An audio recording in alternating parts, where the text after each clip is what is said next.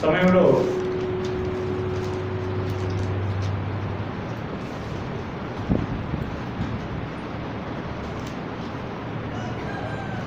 దేవుని గ్రంథం నుంచి క్రైస్తవులుగా మనము ఈ లోకంలో ఎలాగూ సమాధానం చెప్పాలి అంటే మనతో సంబంధం కలిగినటువంటి వారికి కానీ లేదా మనతో ఏ విధమైనటువంటి ఆ యొక్క డీలింగ్స్ లేదా సంబంధాలు పెట్టుకునేటువంటి వారితో కానీ ఎలాగో మనం సమాధానం చెప్పాలి అనేటువంటి అంశంతో ఈరోజు మనం పాఠాన్ని ప్రారంభిద్దాం. ఈ యొక్క పాఠం యొక్క ఉద్దేశం ఏంటంటే దేవుని పిల్లలమైనటువంటి మనము దేవుని యొక్క వాక్య ప్రకారం జీవించాలనేటువంటి ఆలోచనతో మనం ముందుకు పోతున్నప్పటికీ కూడా దాన్ని ఆ విధంగా పోనీయకుండా మనల్ని ఆటంకపరిచేటువంటి ఒక శక్తి అనేది ఈ లోకంలో ఈనాడు జరిగిస్తూ ఉన్నది. ఆ శక్తే సాతానుడు అని చెప్పి దేవుడు తెలియజేస్తున్నాడు. అందుకనే మనము ఈ యొక్క సాతాను యొక్క తంత్రాలను ఎరగకపోయినట్లయితే లేదా సాతానికి మనం ధైర్యమైనటువంటి అంటే కఠినమైనటువంటి బలమైనటువంటి సమాధానాలు చెప్పలేకపోయినట్లయితే మనం ఆ యొక్క సాతాను యొక్క వలలో పడిపోయేటువంటి అవకాశం ఉన్నది. మీరు చూసినట్లయితే 1 పేతురు 5వ అధ్యాయము 8వ వచనంలో మనం చూసినట్లయితే ఈ లోకంలో మరి మనకి విరోధిగా ఎవరున్నారు అని అంటే దేవుడు సాతానుడు ఉన్నాడని చెప్పి మనకు చెప్తూ వస్తున్నాడు. చదవండి.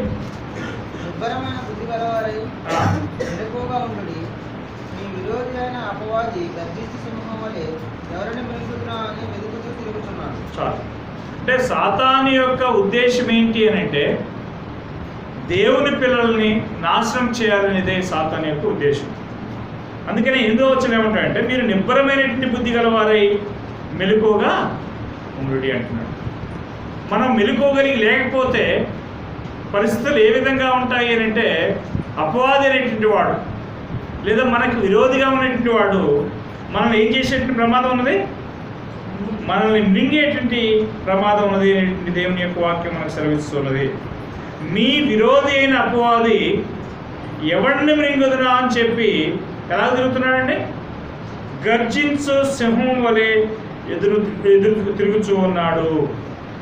అంటే సాతానుడు దేవుని పిల్లలమైనటువంటి మనల్ని ఎలాగైనా నాశనం చేయాలనేటువంటి ప్రయత్నము, ఏ విధంగానైనా వారిని మరి తన యొక్క తంత్రాల చేత తన యొక్క కుయుక్తి చేత మనల్ని మోసం చేసి నాశనం చేయాలనేది సాతాను యొక్క ఉద్దేశం.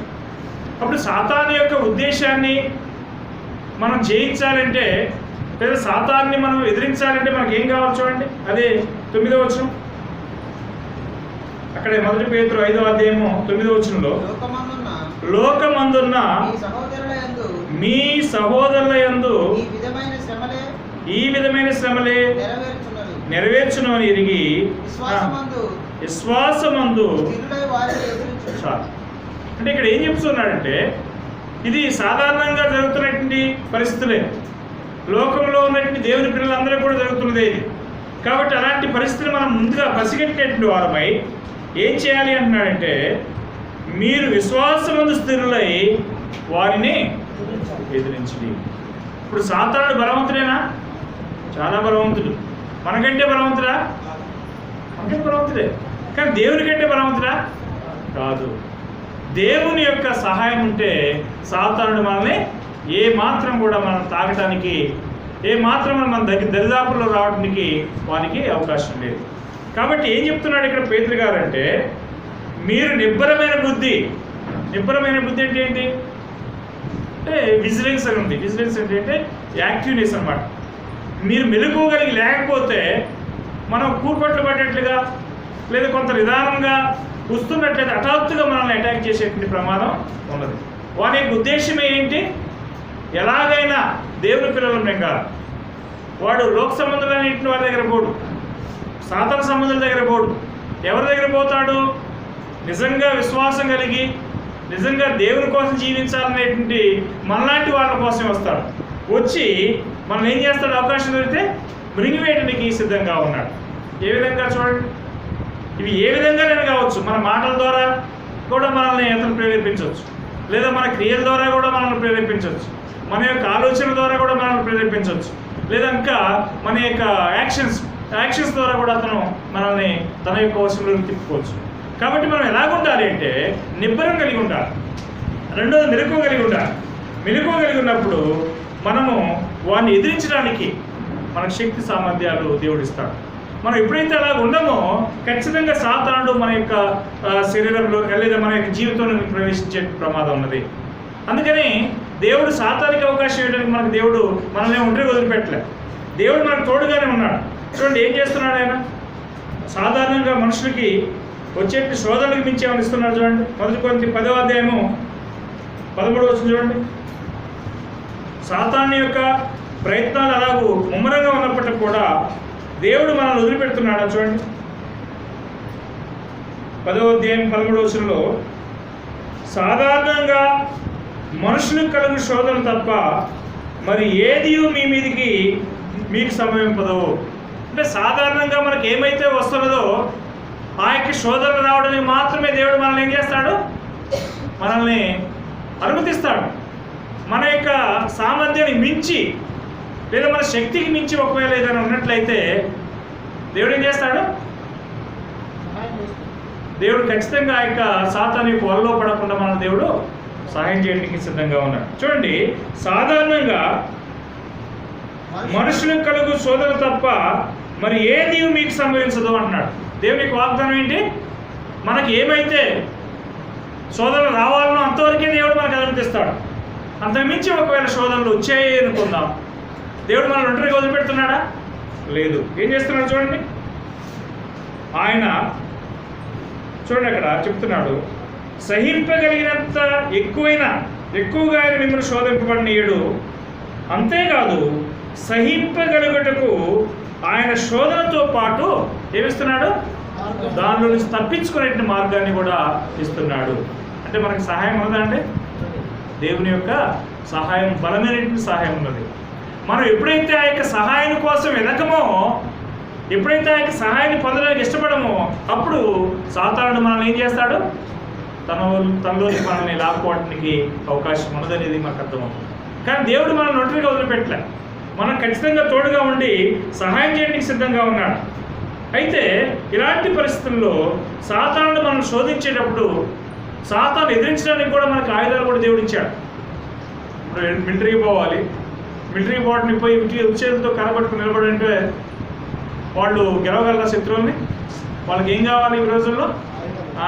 మంచి డిజిటల్ వెపన్స్ కావాలి. AK-47 లాంటివి, లేకపోతే ఇంకా వాటిని తర్వాత రకరకాలైనటువంటి షిప్స్ లాంటివి వారికి కావాల్సిన అవసరం. అవి లేకుండా వారు ఒకవేళ శత్రువుతో ఎదుర్కోవడం అనేది సాధ్యపడదు.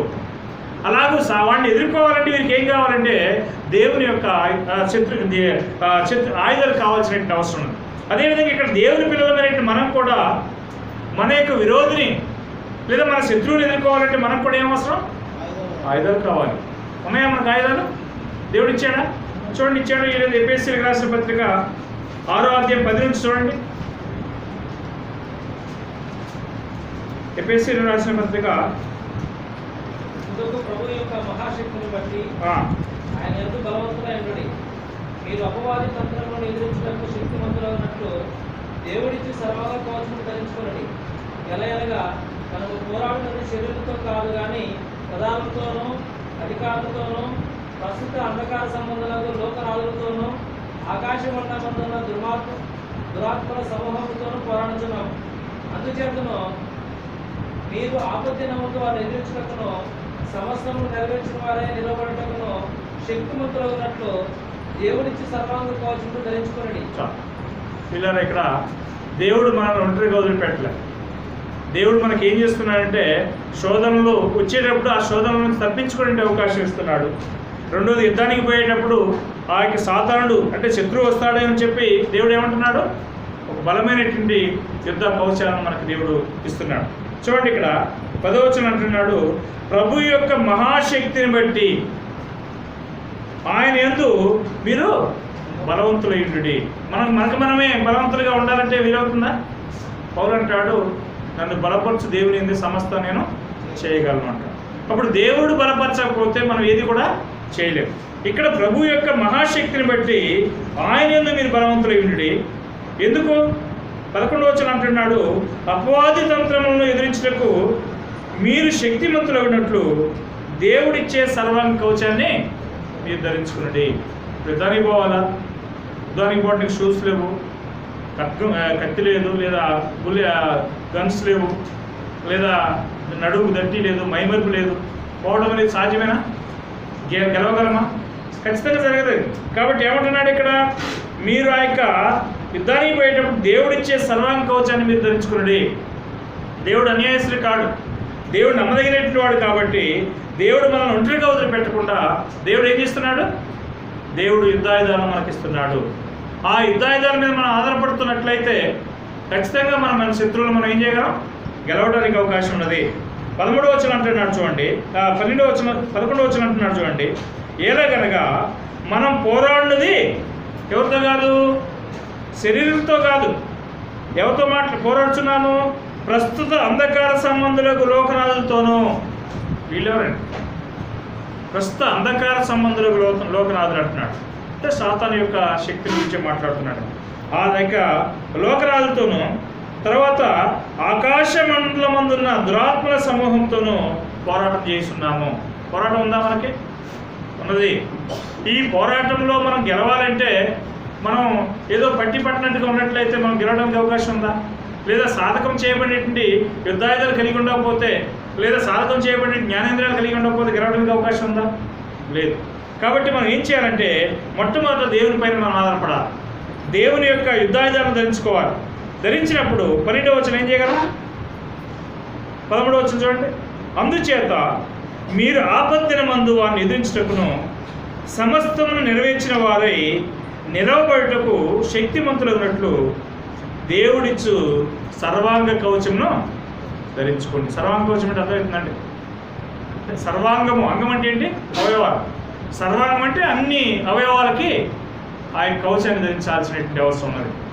ఒకవేళ వాళ్ళు మనం ఈ రొమ్ము వరకే మాత్రమే ఈ కవచాన్ని ధరించుకుని పోయామనుకోండి, వాడు తలకు గురి పెడితే ఏమైంది? చేసుకోవాలి. కాబట్టి తలకి హెల్మెట్ ఉండాలి, పైన కవచం ఉండాలి, కాళ్ళకు షూస్ ఉండాలి, ఆ తర్వాత ముఖ్యమైనటువంటి భాగాలన్నింటికి కూడా కవచం ఉండాలి. ఇంకా వాళ్ళు ఒకవేళ ఇంకేదైనా చేస్తే మన ప్రాణం మాత్రం తీయలేదు. కాబట్టి కాళ్ళు చేతులు ఎరగొట్టడానికి వీలవుతుంది. అంతేగాని ఇప్పుడు దేవుని యొక్క ఆయుధాలను మనం ధరించుకోవాలంటే, అంటే ఆ సాతాను ఎదిరించాలంటే దేవుని యొక్క సర్వాంగ కవచాన్ని ధరించుకోవాల్సినటువంటి అవసరం ఉన్నది. ఆ యొక్క ఆయుధాలు ఏంటి? ఒకసారి 14 నుంచి 18 చదవండి. ఏలయనగా మీ నడుమునకు సత్యమును దట్టి కట్టుకొని నీతి అను మైమరుపు తొడుగుకొని. నడుమునకు మనం ధరించాల్సినటువంటి దట్టి బెల్ట్ ఏంటట? సత్యం. సత్యం అంటే ఏంటి? దేవుని యొక్క వాక్యమే. అప్పుడు మన నడుములకు సత్యమైన దట్టి కట్టుకొని పాదములకు సమాధాన సువార్త బలమైన సిద్ధ మనస్సును జోడు తొడుగుకొని నిలవబడుడే. చూసారండి, అక్కడ ఏం చెప్తున్నాడు? నడుములకు సత్యమైన దట్టి కట్టుకొని నీతి అనే మైమరుపును తొడుక్కొని. మైమరుపు అంటే పై కవర్ అన్నమాట.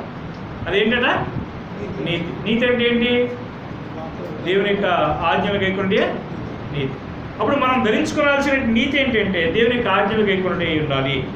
తర్వాత పాదములకు సమాధాన సువార్త వలన సిద్ధ మనసును తొడుక్కొని. అప్పుడు మన యొక్క షూస్ ఎలాగుండాలి? ఆ యొక్క మిలిటరీ వాళ్ళకి ఇచ్చే షూస్ ఎలాగుంటాయి? చాలా స్ట్రాంగ్గా ఉంటాయి. వాళ్ళకి ఏనుగు చర్మంతో తయారు చేసినటువంటి షూస్ ఉంటుంది. కింద దానికి సోలు చాలా స్ట్రాంగ్గా ఉంటుంది. వాళ్ళు ఎక్కడ కాలు పెట్టినా కానీ కాలుకి ఏం కాదు. అంత బలమైనటువంటి షూస్ వాళ్ళు ధరిస్తారు. అప్పుడు మనము దానికంటే బలమైనటువంటి షూస్ ధరించాలి. ఏంటది? అది చూడండి అక్కడ, సమాధాన సువార్త అంటే దేవుని యొక్క వాక్యం. సమాధాన సువార్త వలన సిద్ధ మనసును తొడుక్కొని తర్వాత ఏం చేయాలి చూడండి, నిలవబడి ఇవన్నీ గాక విశ్వాసమును డాలు పట్టుకుని దానితో మీరు దృష్టిని అగ్ని బాణములని అన్నిటినీ ఆర్పుటకు శక్తిమంతులవుదురు. అంటే ఇవన్నీ గాక ఏముండాలంటే మనకి డాల్ ఏంది? విశ్వాసం. డాల్ అంటే అర్థమవుతుందండి. డాల్ అంటే షీల్డ్. అంటే షీల్డ్ అంటే కూడా మనకు ఒకరు అర్థం కాకపోతే పూర్వకాలంలో యుద్ధాలు చేసేటప్పుడు ఒక కత్తి ఒక చేతిలో ఉంటుంది, ఒక చేతిలో రౌండ్గా ఒక స్టీల్ లేదా ఉప్పుతో చేసినట్టు ఒక ప్లేట్ ఉంటుంది. ఈ ప్లేట్ని ఇలా పట్టుకుంటాడు అతను, మధ్యలో ఇలాగ ఉత్తర పిడి ఉంటుంది, ఇలా పట్టుకొని అవతల నుంచి వచ్చేటువంటి ఏదైనా ఇలాగ అడ్డు పెట్టుకుంటాడు. ఇతను ఉపయోగించుకునేటప్పుడు ఇతను యుద్ధం చేస్తుంటాడు. అప్పుడు మనకి ఈ యొక్క షీల్డ్ ఉండాలి. ఈ షీల్డ్ ఏంటి చూడండి, అక్కడ విశ్వాసం అనేటువంటి డాల్ను మనం పట్టుకోవాలి. మన యొక్క డాల్ ఏంటి? విశ్వాసం. ఈ యొక్క డాలు ఒకవేళ బలహీనంగా ఉందనుకో, పేపర్ లాంటిది పెట్టుకోనుకో, ఏమైంది? అవతల నుంచి బాణం తగ్గింది, నాకు వస్తుందా? ఇప్పుడు అదే డాలు ఉక్కుతో గట్టిగా చేసుకుంటే రాదు. అప్పుడు మన యొక్క విశ్వాసం కూడా బలహీనంగా ఉందనుకోండి, అప్పుడు ఎదుటివాడు వేసేటువంటి బాణాలను అది తట్టుకోగలదా? తట్టుకోలేదు. కాబట్టి మన యొక్క విశ్వాసం అనేటువంటిది బలంగా ఉందనుకోండి, లేదా డాల్ అనేది బలంగా ఉందనుకోండి, ఎదుటివాడు వేసేటువంటి అగ్ని బాణాలను అది ఏం చేస్తుంది? ఆర్పుటకు శక్తిమంతులగుదురు అంటున్నాడు. అంటే విశ్వాసం అనేటువంటిది బలంగా ఉండాలి. 17వ వచనంలో మరియు రక్షణ యను శిరస్త్రాణమును, హెల్మెట్ ఏంటి మనకి ఈ రోజుల్లో గవర్నమెంట్ ఏం చేస్తుందంటే ట్రాఫిక్ రూల్స్లో హెల్మెట్ కంపల్సరీ చేసింది. ఎందుకు అంటే కింద పడ్డప్పుడు ఆ తలకి గాయం కాకుండా ప్రాణం కాపాడబడటం కోసం ఆ యొక్క పథకం తీసుకొచ్చి మంచిదే. అయితే ఇప్పుడు ఇక్కడ మనం ధరించాల్సినటువంటి యొక్క శిరస్త్రాణం ఏంటంటే రక్షణ. రక్షణ శిరస్త్రాణమును. రెండవది మళ్ళీ ఖడ్గం కూడా మనకు అవసరమే. ఆ ఖడ్గం ఏంటంటే దేవుని వాక్యం అనేటువంటి ఆత్మ ఖడ్గాన్ని మనం ధరించాల్సినటువంటి అవసరం ఉంది. ఈ యొక్క ఆయుధాలు లేకుండా మనం యుద్ధానికి పోయినట్లయితే ఖచ్చితంగా మనం సాతాను మీద గెలవలేదు. ఎందుకంటే వాడు చాలా తీవ్రంగా ఉన్నాడు. గర్జించు సింహం వలె వెతుకుతూ తిరుగుతూ ఉన్నాడు. వాని యొక్క మరి తంత్రాలని, వాని యొక్క బలాన్ని మనం తట్టుకోవాలంటే ఈ యొక్క ఆయుధాలన్నీ మనకు అవసరమేనండి? ఖచ్చితంగా అవసరమే. ఈ ఆయుధాలు లేకుండా నేను పోరాడగలను అంటే ఏమైంది? ఖచ్చితంగా మనం అపజయం పాల్గొనడానికి అవకాశం ఉన్నది అని చెప్పి దేవుని యొక్క వాక్యంలో మనం చూపిస్తున్నాం, దేవుడు చూస్తున్నాడు. కాబట్టి ప్రియమైనటువంటి వాళ్ళరా, ఇలాంటి దుర్మార్గుని, ఇలాంటి సాతాన్ని, ఇలాంటి దృష్టిని మనం ఎదిరించడం కోసం వాని యొక్క కుయుక్తులు మనం తెలుసుకుని ఉండాల్సిన అవసరం ఉందా లేదు? ఆయుధాలు ఒకటి, దేవుడు మనల్ని సాతానులు సోదరులు చిక్కనేయడం ఒకటి, ఒకరు చిక్కినా కానీ దాంట్లోంచి తప్పించుకునే అవకాశం ఇస్తున్నాడు. రెండు, మూడోది మనల్ని పోరాటం చేయడం కోసం ఆయుధాలు ఇస్తున్నాడు. ఆయుధాలు ఇచ్చినప్పటికీ కూడా వాడు ఏ రూట్లో వస్తున్నాడు, ఎలాగ మనల్ని పడగొట్టాలని చూస్తాడనే దానికి మనకి వాని యొక్క ఎత్తులు మనం ఎరిగి ఉండాలా? ఖచ్చితంగా. శత్రువులు మనం అంచనా వేయకపోతే వాడు ఏ దిశలోనైనా రావచ్చు.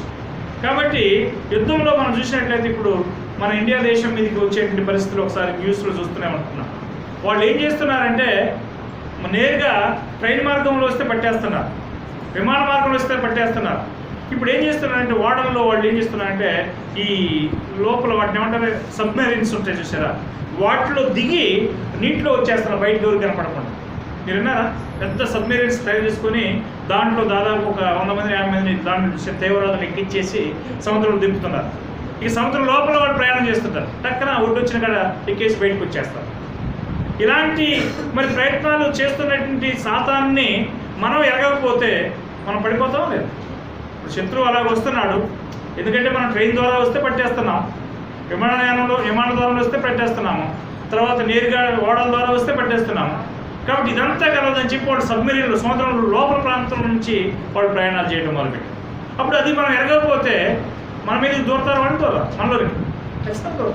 అలాగే సాతాను యొక్క తంత్రాలను కూడా ఏ విధంగా మన మీదకి వస్తాడు, ఏ యొక్క మార్గంలో మన వైపు వచ్చి పడిపోతాడు అనే విషయాలని మనం తెలుసుకోవాల్సిన అవసరం కూడా మనకు ఉన్నది. అందుకని పౌలు అంటాడు 2 కొరింథీ 2వ అధ్యాయము 11వ వచనం అంటాడు చూడండి.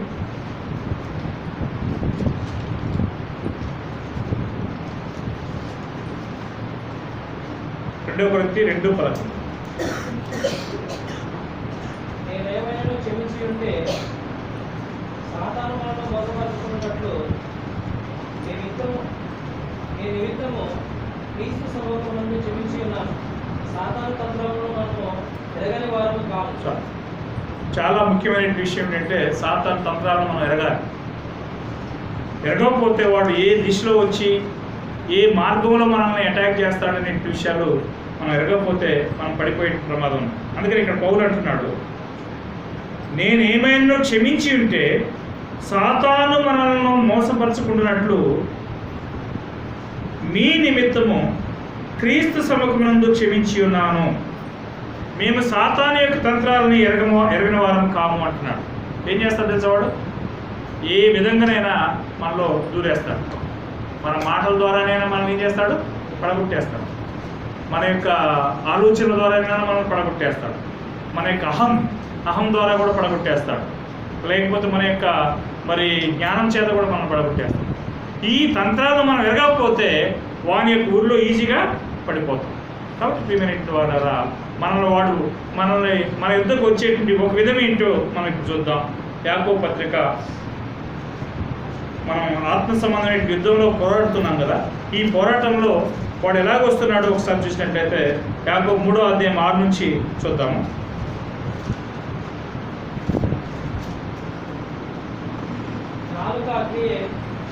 నాలుక మన అవయవంలో ఉంచబడిన పాప ప్రపంచమై సర్వ శరీరములకు మాలిన్యము కలగజేయచ్చు ప్రకృతి చక్రములకు చిచ్చు పెట్టును. అది నరకము చేత చిచ్చు పెట్టబడును. మృగపక్షి సర్ప జలచరములలో ప్రతి జాతియు నరజాతి చేత సాధుకాజాలను సాధు ఆయన గాని ఏ నరుడును నాలుకను సాధు చేయనేరడు. అది మరణకరమైన విషయంతో నిండినది.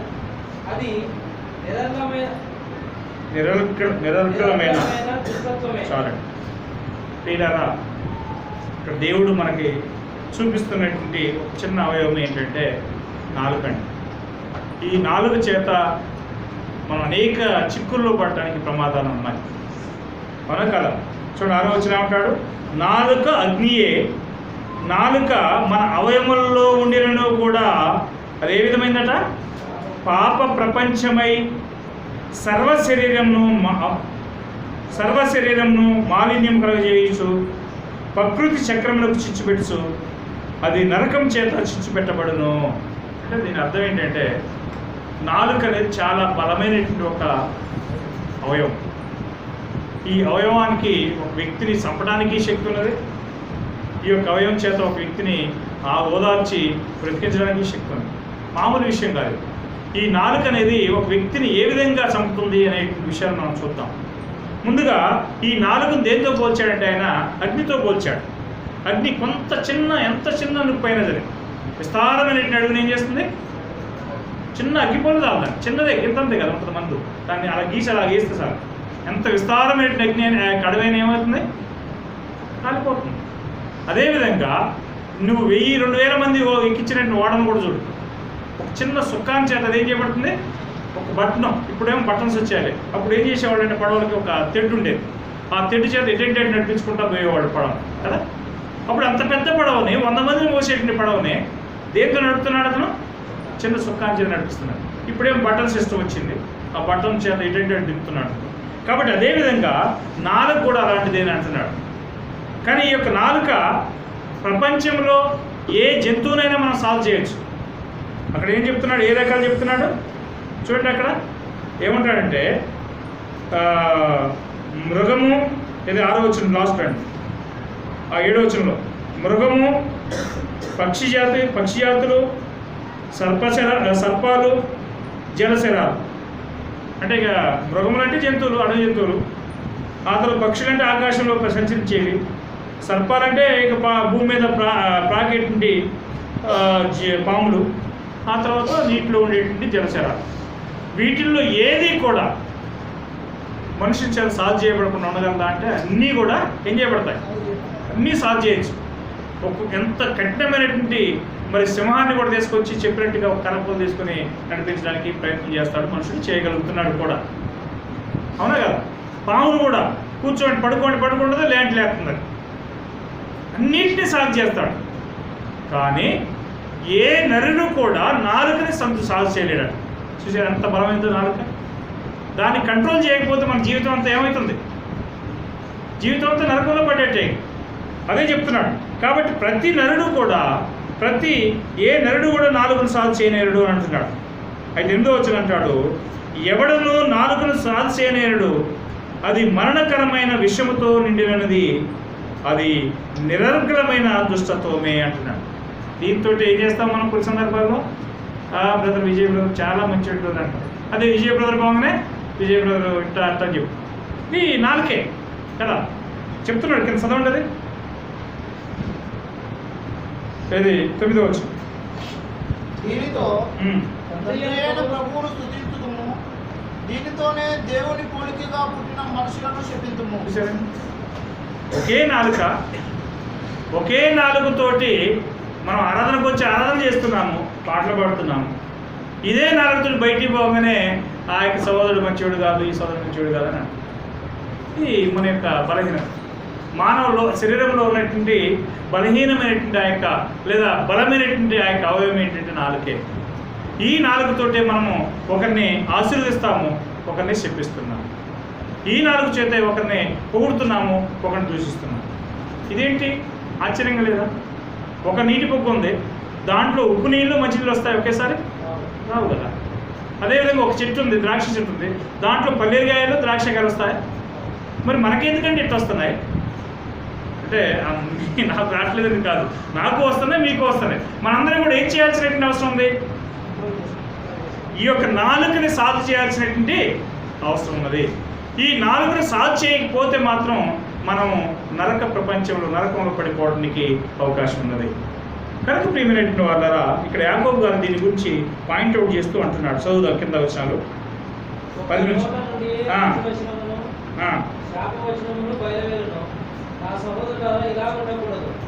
నీటి బుగ్గలో ఒక జలం నుండి తీయని నీరును చేదు నీరును ఊరిన నా సహోదరులారా, అంజూరపు చెట్టున ఒలివ పండైనను ద్రాక్ష తీగను అంజూరపు పండైనను కాయన, అటువలనే ఉప్పు నీళ్ళను నుండి తీయని నీరును ఊరవు. చూశారండి, దేవుడు ఇచ్చేటువంటి ఈ యొక్క సత్యాన్ని మీరు చూస్తే ఒకసారి ఎనికి తిరిగి మనం ఆలోచన చేస్తే మన అనుదిన జీవితంలో ఎన్ని దేవుని వ్యతిరేకమైనటువంటి మాటలు మాట్లాడుతున్నాము మనం అర్థం చేస్తాం. ఇదంతా ఏంటి తెలుసా? సాతానుడు వేసేటువంటి బాణాల్లో ఒకటి అన్నమాట. మన నాలుకని సాధు చేయకపోవడానికి గల కారణం ఏంటంటే సాతానుడు బలంగా మన పైన ప్రయోగిస్తున్నాడు. ఈ యొక్క సాతాను యొక్క తంత్రాలను మనం ఎరగకపోతే మనం పడిపోవడానికి అవకాశం ఉంది. కాబట్టి ప్రియమైనటువంటి వాళ్ళరా, ఒకే నోట్లో నుంచి మంచి మాటలు వస్తున్నాయి, అదే నోట్లో నుంచి చెడ్డ మాటలు వస్తున్నాయి, అదే నోట్లో నుంచి అబద్ధాలు వస్తున్నాయి, అదే నోట్లో నుంచి దేవుని యొక్క సత్యము వస్తున్నాయి. కాబట్టి అదేంటి అని అడుగుతున్నాడు. చూడండి 10వ వచనం అంటాడు, ఒక్క నోటి నుండి ఆశీర్వచనమును శాపవచనమును బయలువెళ్ళును. నా సహోదరులారా, మీరు అలా ఉండకూడదు. 11వ వచనంలో, నీటి బొగ్గలో ఒక జలం నుండి తీయని నీరును చేదు నీరును ఊరున. నా సహోదరులారా, అంజూరపు చెట్టున ఒలివ పండును ఒలివ ద్రాక్ష తీగను అంజూరపు పండ్లను కాయన, అటువలే ఉప్పు నీళ్ళలో నుండి తీయని నీళ్లు ఊరవు అని అంటున్నాడు. ఇది జరగదు కదా. ఇప్పుడు మనం బావి నీళ్ళు తోడుతుంటాం, ఆ నీళ్ళు బాగా తీయగుంటాయి, బాగుంటాయి అని అంటాం. అదే కొన్ని బావులు దగ్గర పోతే అవి ఉప్పు నీళ్ళు అవి బాగు అని అంటాం. కానీ ఒకే బావిలో నుంచి 2 రకాలు రావడం అనేది మనం ఎప్పుడు చూసామా? చూడండి. అదేవిధంగా ఒకే చెట్టుకి అంజూరపు చెట్టుకి అంజూరకాయలు ద్రాక్షకాయలు కాయడం ఎక్కడ చూసాము? చూడండి. అదేవిధంగా ఒక్క నోటి నుంచే శాపవచనము ఆశీర్వదించడము రావడం అనేది కూడా అలాగనే విడ్డూరంగా ఉంది. కానీ అలా అయ్యైతే రావట్లేదు, కానీ మన నోట్ల నుంచి మాత్రం వస్తున్నాయి. ఎందుకు వస్తున్నాయి అంటే చూడండి, అక్కడ ఏ నరుడును నాలుకని సాధు చేయనేరుడు అంటే ఇక దీని పరిష్కారమే లేదా? ఖచ్చితంగా ఉంది. చూడండి 2వ వచనం చూడండి, యాకోబు 3:2. అనేక విషయాలలో మనమందరం తప్పిపోవచ్చున్నాము. ఎవడైనా మాట యందు తప్పని ఎడల అట్టి వాడు లోపము లేని వాడై తన సర్వ శరీరమును స్వాధీనమంచుకున్న శక్తి గలవాడను. అప్పుడు ఏం చెప్తున్నాడు? ఈ యొక్క భూమి మీద మనం అనేక విషయాల్లో తప్పిపోతూనే ఉన్నాం. తప్పిపోయినటువంటి వారు ఎవరు లేరు. కానీ తప్పిపోకుండా ఉండగలిగే ప్రయత్నం చేసేటువంటి వారు ఉన్నారా లేరా అంటే ఖచ్చితంగా ఉన్నారు. చూడండి అక్కడ ఏమంటున్నాడు, అట్టివాడు అంటే మనం అనేక విషయంలో తప్పిపోతున్నాము. ఎవడైనను మాట యందు తప్పని ఎడల అట్టివాడు లోపం లేనివాడై తన సర్వ శరీరమును స్వాధీనపరచుకున్న గల శక్తి గలవాడై ఉన్నాడు అంటున్నాడు. మన శరీరాన్ని స్వాధీనపరచుకోవాలంటే దేని మొదట స్వాధీనపరచాలి? దేనికి కళ్యాణం వేయాలి? మొదట నాలుగుకే. అప్పుడు నాలుగు కళ్యాణం పడాలంటే మొట్టమొదటి ఎక్కడ అది యాక్షన్ జరగాల? హృదయంలో జరగాలి. ఎందుకంటే హృదయం నిండి ఉన్న దాన్ని బట్టే నోరు మాట్లాడుతాం, అంతే కదా. ఇప్పుడు హృదయంలో ఏ ఆలోచనలు ఉంటాయో అయ్యే నాలుగుతో వస్తాయి. అప్పుడు హృదయం మంచిదనుకో నాలుగు ఎలాగుంటుంది, మంచి మాటలే మాట్లాడు. అదే హృదయం చెడ్డదనుకోండి, చెడ్డ హృదయంలో నుంచి చెడు మాటలే వస్తాయి. అందుకని మత్తయి సువార్తలో మాట్లాడుతుంటాడు 12వ అధ్యాయం 36-37 వచ్చిన చూడండి.